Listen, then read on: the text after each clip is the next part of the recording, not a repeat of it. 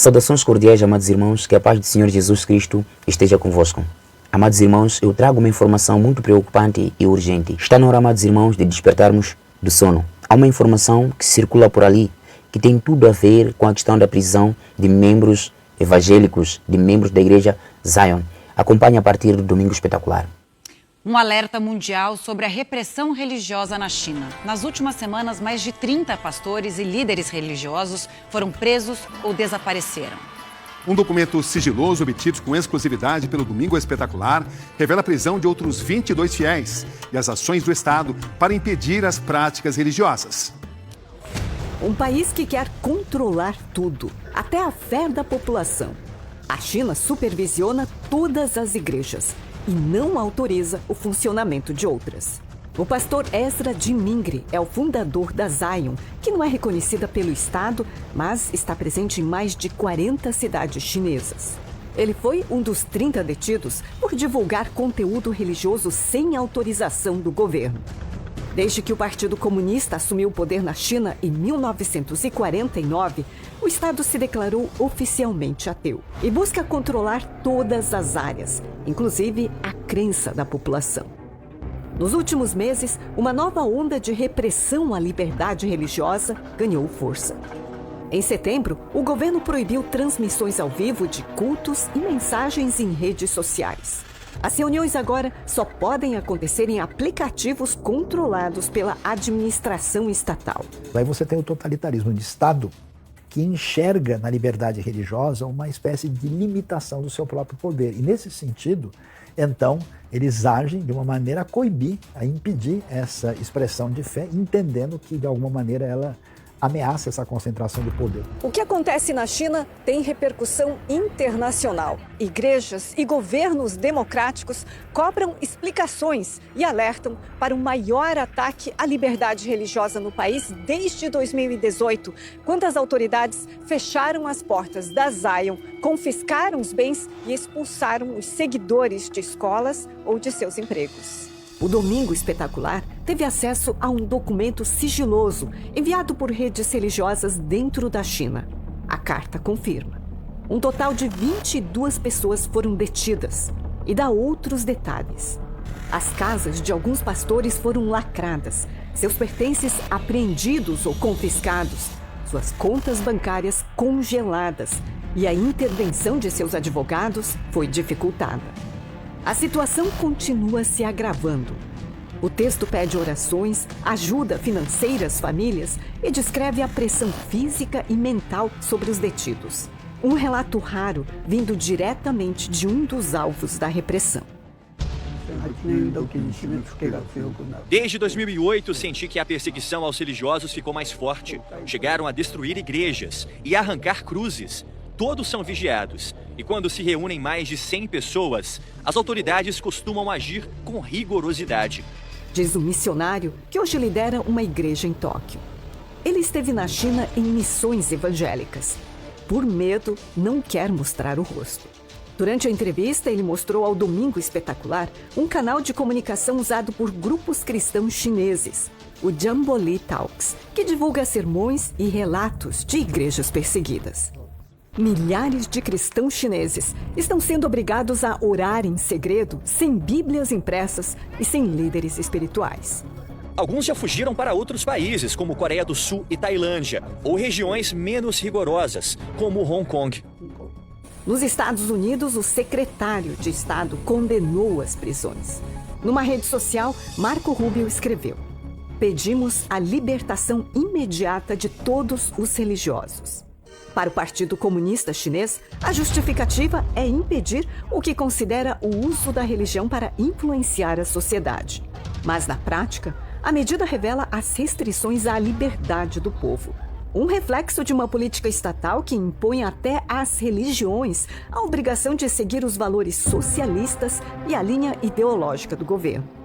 As violações à liberdade religiosa acabam sendo o início só de uma série de outras violações de direitos humanos, de ataques a instituições democráticas. Então, essa é uma questão não só religiosa, de grupos específicos, mas é uma questão, acima de tudo, de direitos humanos. As organizações de direitos humanos alertam. A repressão à fé na China já atingiu um nível sem precedentes e pode marcar uma nova era de perseguição religiosa no mundo.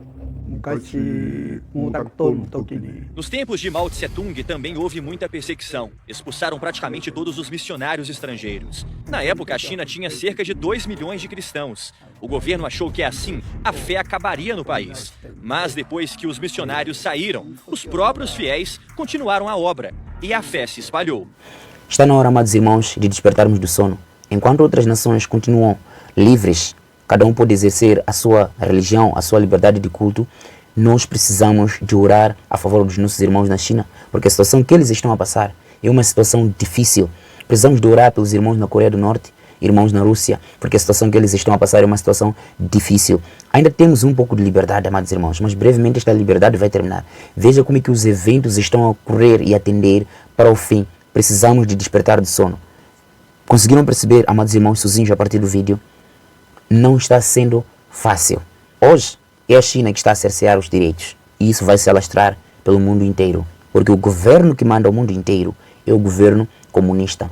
Sabe, quando formos a ler o livro de Apocalipse capítulo 14, lá no verso 6 até 12, nós vamos encontrar as 3 mensagens angélicas. A primeira, nós todos somos convidados a adorarmos aquele que criou os céus e a terra. E esse criou isso em 6 dias, o 7º dia descansou, que é o sábado. E nos orienta a descansarmos no dia de sábado. Não só, este primeiro anjo anuncia o início do juízo. A segunda mensagem é, na verdade, uma informação a respeito da queda da Babilônia. Babilônia refere-se à confusão doutrinária, confusão de crenças, o que nós temos estado a ver hoje. Alguns acreditam que o domingo é o dia de guarda, outros acreditam que o sábado é o dia de guarda. Então quem está certo? Será que é o do sábado ou o do domingo? O que a Bíblia diz? Se formos a ver a Bíblia, fala do sábado. E o do domingo, o que está a acontecer? Claro, no domingo há muitas pessoas sinceras. Há pessoas que cresceram pensando que aquilo que estavam a fazer é o que estava certo. E a Bíblia diz outra coisa, que é o sábado. Por isso a Bíblia diz claramente que precisamos de ir anunciar o Evangelho para que estes que não têm estas informações sejam alcançados com esta mensagem. Caberá a cada um aceitar, seguir o que está na Bíblia ou não. É uma questão de decisão particularizada. A última mensagem angélica é uma informação, é um apelo, na verdade, que vem da parte de Deus para todos aqueles que vivem nesta terra. Ai daquele que tiver a marca da besta. Este beberá do vinho do furor do Senhor sem misericórdia, sem mistura de misericórdia. Por outras palavras, aquele que naquele tempo, depois do domingo ser colocado como dia de guarda de forma obrigatória, o que não está longe porque o projeto todo, as estratégias já foram criadas e o plano já está em andamento. Então, naquele tempo, o que guardar o domingo, naquela altura que o domingo for colocado como dia de guarda de forma obrigatória e por lei a nível do mundo, aquele que guardar o domingo já terá ali a marca da besta, porque a marca da besta será o domingo. Digo será porque agora ainda não é. Ainda não é. Mas no momento que for colocado como dia de guarda de forma obrigatória, por lei, a partir daquele momento que vai funcionar como a marca da besta. O livro de Ezequiel, capítulo 20, verso 12 e 20, diz que a marca de Deus é o sábado. E a marca de Satanás é o contrário do sábado. Numa das reuniões, Roger Monod, ele participou de uma reunião, e naquela reunião havia um sacerdote espírita que estava a dizer: todas as igrejas que guardam o domingo são nossas. Está escrito isso. Procurem por este livro intitulado Uma Viagem ao Sobrenatural. Procurem por este livro. Então, de todos aqueles que estavam ali, houve alguém que simplesmente se levantou e perguntou: e dos que guardam o sábado, os adventistas do sétimo dia, o que dizer deles? E aquele sacerdote disse: esses ali são reduzidos em número, não nos interessam bastante. Só que é uma coisa, nós não podemos enganá-los. Primeiro porque eles guardam aquele dia que o nosso mestre odeia. Qual é? É o sábado. E a outra coisa, nós não podemos desenganar a respeito da doutrina da imortalidade da alma. Então, a todos os adventistas do sétimo dia que me ouvem neste momento, precisamos, cada um de nós precisa de se envolver no estudo profundo da palavra de Deus para compreender a lição do estado dos mortos. O que acontece quando alguém morre? Hoje, os espíritas satanistas, muitos desses que acreditam na imortalidade da alma, estão a propagar a sua doutrina. E veja que o domingo anda acompanhado com a doutrina da imortalidade da alma. Essas são as principais doutrinas de Satanás para poder infestar o mundo com este grande engano. E o espírito de profecias diz claramente que nos últimos dias esta questão da crença da imortalidade da alma vai crescer e vai chegar um momento em que até os governos vão colocar por lei que qualquer um que falar contra a imortalidade da alma, que falar contra o espiritismo, será considerado como, por lei na verdade, será considerado por lei como sendo uma pessoa ilegal, uma pessoa intolerante, desejando claramente propagar a doutrina de Satanás. Então, Prestemos atenção, amados irmãos, todo aquele que não tiver o fundamento bíblico, que não se apegar na Bíblia, que não viver constantemente na prática da oração, cairá neste grande engano. Então, como filhos de Deus, precisamos de despertar. O tempo que estamos a viver é solene. Se nós não nos prepararmos, termos o conhecimento profundo da palavra de Deus, se nós não tivermos comunhão com Deus, a partir da oração, cairemos no engano. Não confie apenas no seu pastor, não confie apenas no seu irmão, não confie no seu pai apenas, não confie na sua esposa apenas. Cada um precisa de estudar por si a palavra de Deus, precisa de se aprofundar na palavra de Deus. Nós não vamos terminar a jornada juntos. Cada um vai terminar a jornada no seu devido lugar. Então, amados irmãos, aquele que tem a capacidade de estudar a palavra de Deus, ler, memorizar a palavra de Deus, está na hora de fazer isso. Não confie nos outros. E hoje, por causa das plataformas digitais, alguns até mesmo, quando vão dar estudos bíblicos, já não fazem uma preparação prévia. Confiam no ChatGPT, no momento que estão a estudar com as pessoas, simplesmente entram ali, se a pessoa lança uma pergunta difícil, porque a pessoa não estudou, coloca no ChatGPT e já tem a resposta ali. Amados irmãos, não devemos agir desta maneira. Precisamos de estudar a palavra de Deus, deixar que o Espírito Santo nos influencie positivamente para falarmos aquilo que vem da parte de Deus, para que as pessoas consigam compreender. Filhos e filhas de Deus, despertemos do sono que nós nos encontramos. O tempo que estamos a ver é solene. Então, apresentei as 3 mensagens angélicas. O que é que está por detrás do combate dessas 3 mensagens angélicas? São as 3 mensagens anti-angélicas. Deus nos diz para guardar o sábado na primeira mensagem e fala do início do juízo. A primeira mensagem anti-angélica chama-se evolucionismo, que foi avançado por Charles Darwin. A evolução diz que as coisas ou os seres evoluíram ao longo de milhões e milhões de anos. Sendo assim, não existe uma semana literal da criação. Não existindo semana literal da criação, não existe o sábado. Estão a ver o ataque que se fez aqui, a partir de Charles Darwin? E a Bíblia é clara em dizer que nós fomos criados, não evoluímos, não saímos de um estágio para o outro. A segunda mensagem fala da queda da Babilônia, que vai ter o seu clímax com a imposição do domingo como dia de guarda. A segunda mensagem anti-angélica chama-se espiritismo, em todas as suas formas, até o espiritismo moderno. E este espiritismo começa no jardim, mas foi avançado, foi alavancado por um homem chamado Allan Kardec. Fora de Allan Kardec, houve outros homens como Alice Crowley, Alice Bailey, Helena Blavatsky. Essas são as pessoas que alavancaram o espiritismo. E atualmente nós temos visto jovens, adultos, a se envolverem no espiritismo como se fosse algo bom. Em troca, querem recursos, dinheiro, uma vida de luxo, mas uma vida de luxo que depois não tem tranquilidade, não tem paz. A maior parte deles não dorme, porque todo momento devem estar nas reuniões ocultas para fazer planos de como destruir os cristãos. Amados irmãos, despertemos e veja que esse espiritismo, que depois foi alavancado por esses homens que eu mencionei aqui, não começou com eles. No século XIX, havia uma família chamada Fox, havia umas 2 irmãs ali, daquela família, que começaram a ouvir batidas nas paredes. E elas tiveram o interesse de perceber o que estava a acontecer e começaram a se comunicar com os demônios. Era Satanás fazendo aquele trabalho. E hoje há pessoas que dizem que se comunicam com os espíritos. A maior parte de músicas que a gente tem ouvido ali fora, muitos músicos, alguns deles já não escrevem letras. Os demônios são os que se inspiram. Só entram no estúdio, está instrumental e o demônio diz como é que ele deve cantar. Michael Jackson diz que até era mostrado o show como é que aconteceria. Antes de cantar a música, antes de gravar a música, eles já eram mostrados até como é que o show iria acontecer. Quantas pessoas morriam nos shows do Michael Jackson? O que fazia com que as pessoas morressem daquele jeito? Quantas pessoas enchiam naqueles palcos, naquela altura? E hoje, a mesma coisa acontece. Políticos têm estado a se envolver no espiritismo, no satanismo, vão a se ajoelhar diante de curandeiros, diante de feiticeiros, para poder ser dado poder para ocupar posições. E veja como é perigoso ser dirigido por um político, por um líder que simplesmente se ajoelhou diante de feiticeiros, diante de curandeiros. Acha que haverá uma boa direção.